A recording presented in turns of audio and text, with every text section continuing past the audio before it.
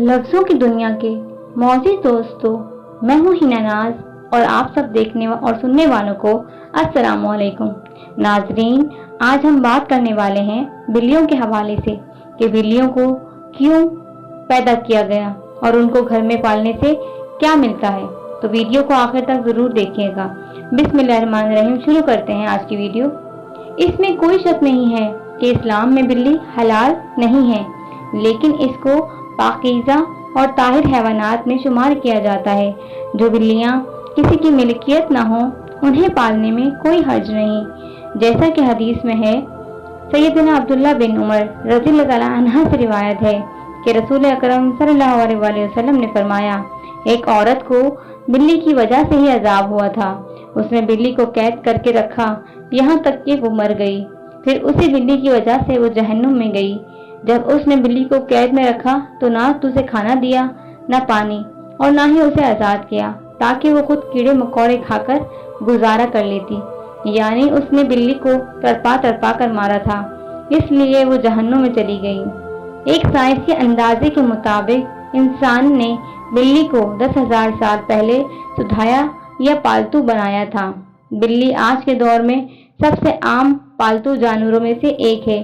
अफ्रीकी जंगली बिल्लियों की कई इकसाम को पालतू बिल्ली के आबाओ-अजदाद समझाया जाता है। बिल्लियों को पहले पहल शायद इस वजह से सुधारा गया कि ये चूहे खाती थी और अक्सर औकात जहां अनाज महफूज किया जाता है वहां इन्हें पाला जाता था। लेकिन बात अज़ाइन को इंसान के दोस्त और पालतू जानवरों के तौर पर भी पाला जाने लगा। पालतू बिल्लियों के जिस्म पर लंबे या छोटे बाल होते हैं, जिनकी बुनियाद पर उनके इकसाम और नस्लों का तयन किया जाता है। आइए आपको वो हदीस भी बताते हैं जिसमें बिल्ली के मुतालिक जिक्र किया गया है। दोस्तों, रिवायत से ये बात साबित है कि बिल्ली अगर खाने में से कुछ खा जाए या पानी पी जाए तो वो पलीद और नजिस नहीं हो जाती, क्योंकि जिल्द अव्वल हदीस में एक हदीस है कि एक औरत ने आयशा रज़ियल्लाहु अन्हा को हरीसा भेजा तो वो नमाज पढ़ रही थी। उस औरत ने हरीसे को वहीं रख दिया तो बिल्ली आई और आकर उसमें से खा गई। हज़रत आयशा रज़ियल्लाहु अन्हा जब नमाज से फारिग हो गई तो उन्होंने उसी जगह से हरीसा खाया जहाँ से बिल्ली ने खाया था और फरमाया, बिलाशुबा रसूल करीम सल्लल्लाहु अलैहि वसल्लम का फरमान है, ये बिल्ली पलीद और नजिस नहीं है, बल्कि ये तो तुम पर आने जाने वालियाँ हैं। हज़रत आयशा रज़ियल्लाहु अन्हा बयान करती हैं, रसूल अकरम सल्लल्लाहु अलैहि वसल्लम को बिल्ली के बचे हुए पानी से वुज़ू करते हुए देखा है। इसी तरह एक और रिवायत में है, अबू कतादा की बहू हैं, वो बयान करती हैं कि अबू कतादा रज़ियल्लाहु अन्हा हमारे घर आए तो मैंने उनके वुज़ू के लिए पानी बर्तन में डाला तो बिल्ली आई और उससे पानी पीने लगी तो उन्होंने उसके लिए बर्तन टेढ़ा कर दिया, हत्ता कि उसने पानी पी लिया।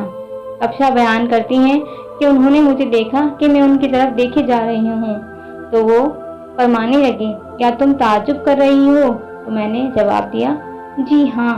तो वो कहने लगे, नबी करीम सल्लल्लाहु अलैहि वसल्लम ने फरमाया, ये नजिस और पलीद नहीं है, बल्कि ये तो तुम पर घूमने फिरने वालियाँ हैं।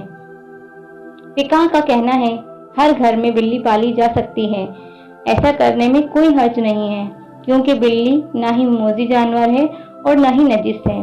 हर शख्स को मालूम है उसमें कोई नुकसान नहीं, बल्कि बिल्ली घर में रखना फायदेमंद है।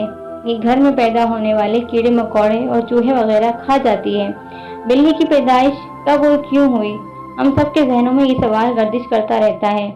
हज़रत नूह अलैहिस्सलाम की कश्ती में बहुत से सवार जानवर मौजूद थे, जिनमें से चूहे भी थे, तो वो बहुत ज़्यादा तादाद में बढ़ गए थे।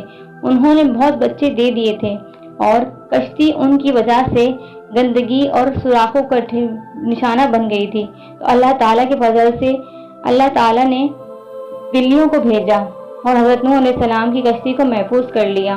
बिल्ली की पैदाइश इस जरिए से की गई और आज ये हमारे लिए भी इसी तरह काम आती हैं।